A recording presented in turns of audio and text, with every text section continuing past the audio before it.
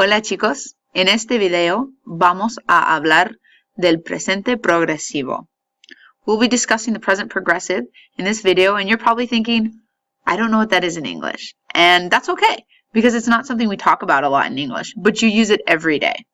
So take a look at this cheetah down below and think, what might that cheetah be saying to that wildlife photographer? What do you think he's saying? Psst, ¿qué estás haciendo? So go ahead and pause and think about it for a minute. When you unpause, if you got something similar to, hey, psst, what are you doing? That's exactly right. Okay, so this cheetah is using the present progressive to ask this wildlife photographer what he's doing right now. And that's what we're going to be talking about in this video. The objective is that by the end of the video, you can use the present progressive tense to discuss actions that are happening right now, that are ongoing. Okay, so let's look at how we do that. Just a reminder, like any of my videos, as we go through, if I go through a little bit too quick for you, please pause it, rewind it, watch it again. You have all those options available to you, so make sure you take advantage of them, okay? So, in English, this is what our present progressive looks like. I am walking in the woods. You are eating. He is studying Spanish. We are taking a test. So, what you might notice about all of these is that they have this purple thing and this yellow thing, right? Because I've obviously pointed that out for you. But I want you to pause the video and see, what do all these sentences have in common, okay? So now that you've unpaused the video, you might notice they all have a form of the verb to be. I am, you are, he is, we are. Perfect. What they also have is this yellow word. And what you might have noticed is that all of these yellow words end in I and ing. Now, this yellow word has a couple different names. If you look up extra information on this topic, you might hear this referred to as the gerund, or you might hear it referred to as the present participle, okay? It's the same thing. So we know that when we use the present progressive tense, we kind of have a formula. We have a form of this verb to be, and we have this participle, okay? Again, if you're thinking, I don't know and I don't care what a participle is, that's fine.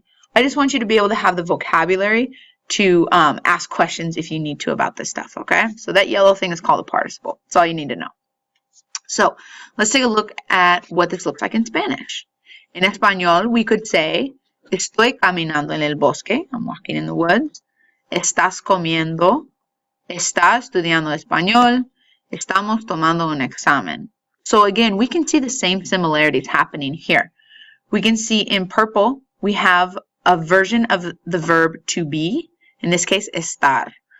I want you to think to yourself, why would we use estar and not ser? And that's exactly right. We use ser for more permanent things. We use estar for temporary things. So if I'm going to be talking about things that are happening right now, it makes sense to use estar. Then we have this yellow word that we learned is called a participle. Okay? In English, all the participles, the present participle for this tense, end in ing. Here, you might notice something similar. These all end in ando or iendo, okay? So again, we have the same idea. We have this formula that we have a form of the verb estar, to be, and we have this participle, or in Spanish, participio. It's really straightforward, okay? So just to review, we need to wipe the cobwebs off. What are the forms of estar? Because we need to make sure we're using that verb correctly. So if you need to pause the video and jot down the different conjugations of estar, now would be a super time, okay?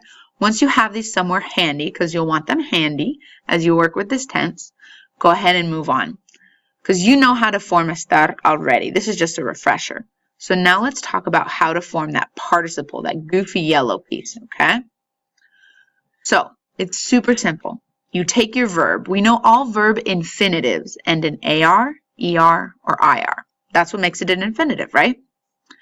And you're going to remove the ending. So if we took the verb hablar, we would take off the AR right here.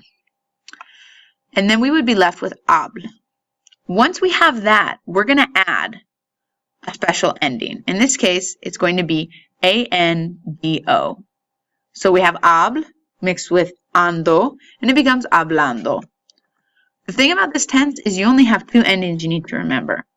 Ando is used for all AR verbs, okay? So this is the ending you're going to use for all AR verbs.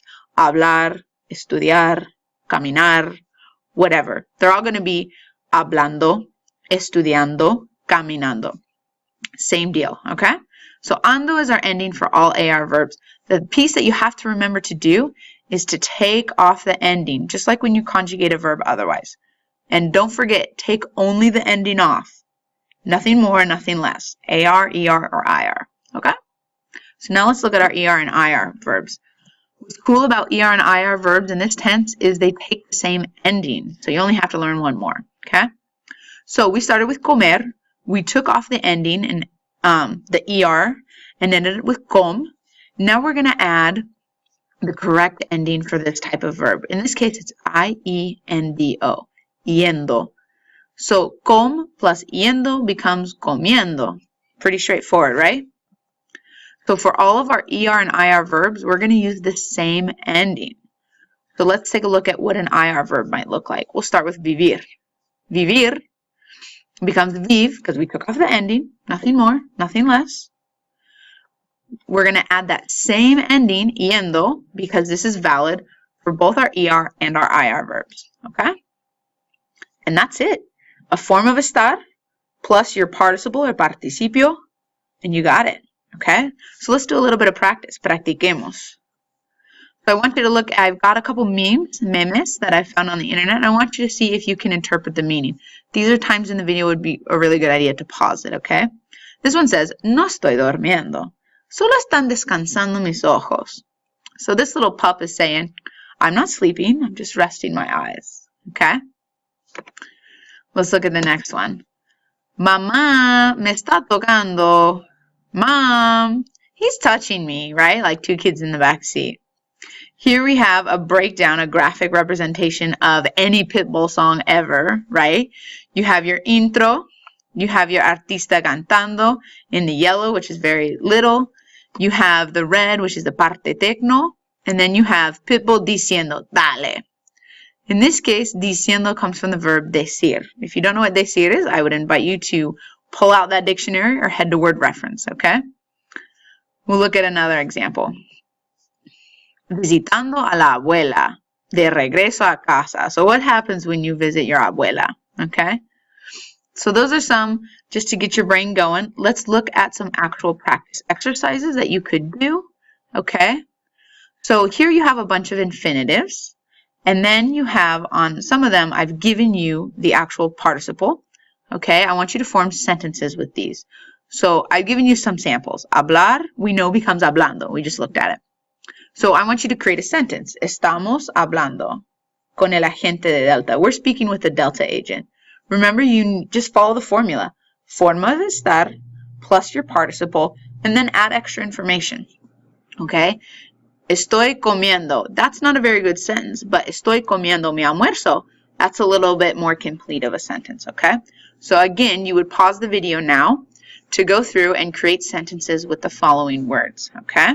So for despegar and llegar, I have actually given you the participle. You should be able to create your own participle with facturar, hacer, salir, and aterrizar. Okay? So once you finish that, let's look at some irregular verbs. Okay? So I want you to look at this meme, yendo a clases and then saliendo a clases. You might be able to guess what yendo comes from. Yendo comes from the verb ir. So we're going to look at irregular participles this time, okay? All of these have Y's in it, and so that's why I've put this Y. I've placed the Y there for you. You have leer becomes leyendo, traer becomes trayendo, oír becomes oyendo, caer becomes cayendo, and ir becomes yendo. These are just a couple of our irregular verbs. Since they're irregular, there's nothing really I can tell you to help you remember them. Just make a list, keep it handy, try and memorize them as best you can, okay? So the biggest thing for this verb tense is practicing. It's really simple to use. You just have to make sure you have the correct form of estar and your participio. And that's it. If you have any questions, let me know. Otherwise, I'll see you next time. Adios.